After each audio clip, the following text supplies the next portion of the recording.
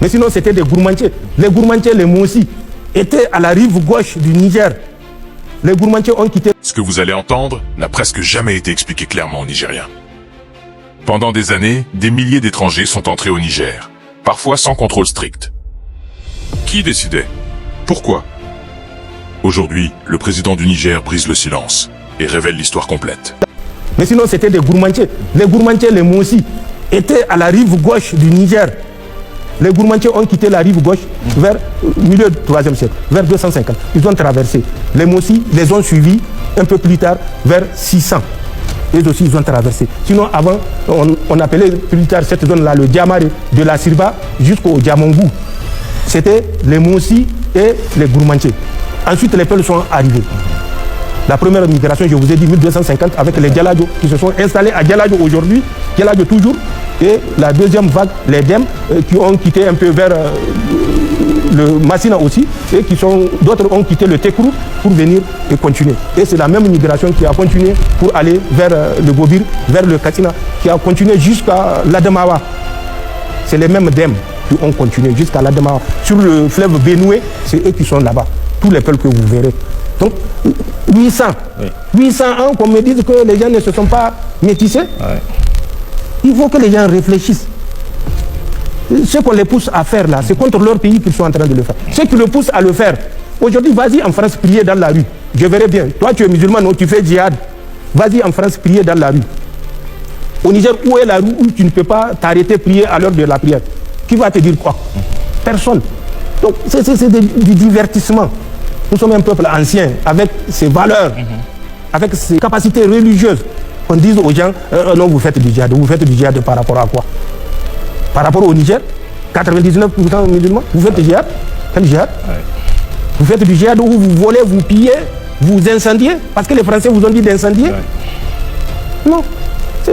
Il faut que les Nigériens comprennent. On est seul. Et le défi que j'ai dit là, chacun n'a qu'à se le répéter. S'il connaît son histoire, s'il ne connaît pas, il n'a qu'à me dire il est de quelle branche il vient. Oui. Moi, je vais lui dire. Je vais lui retracer son parcours. On est un. Quand quelqu'un pense qu'il est supérieur à l'autre, c'est un ignorant. Il ne connaît pas son passé, il ne connaît pas son histoire, qui qu'il soit. Et je le mets au défi.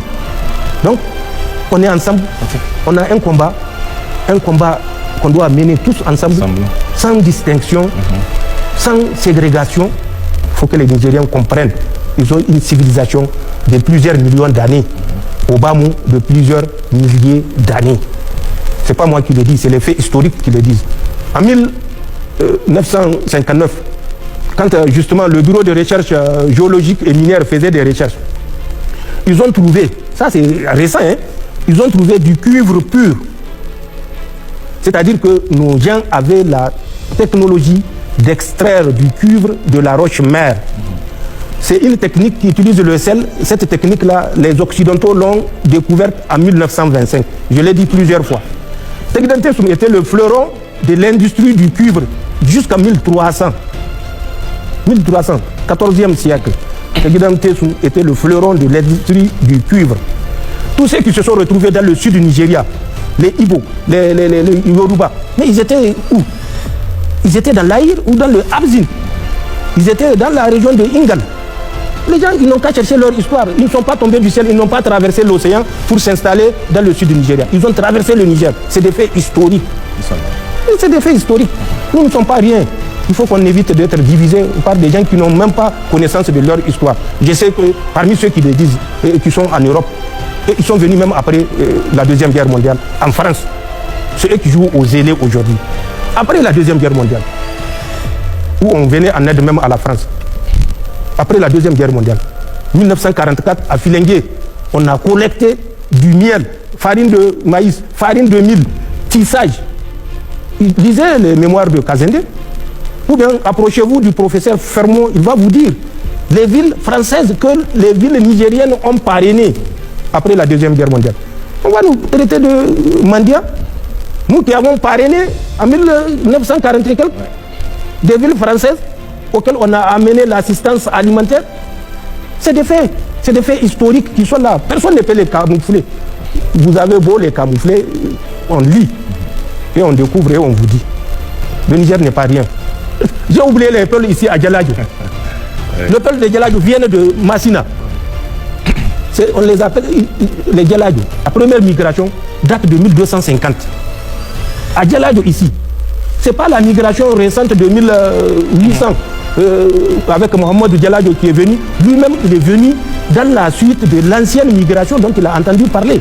Mohamed Djaladio, c'est lui qui a laissé son fils Ibrahim Mohamed Djaladio, qui était au pouvoir au moment où Montaigne en 1891 était arrivé et avec lequel il a signé un accord de protectorat le 12 août 1891. Montaigne, dont il y avait le monument à côté du commissariat central.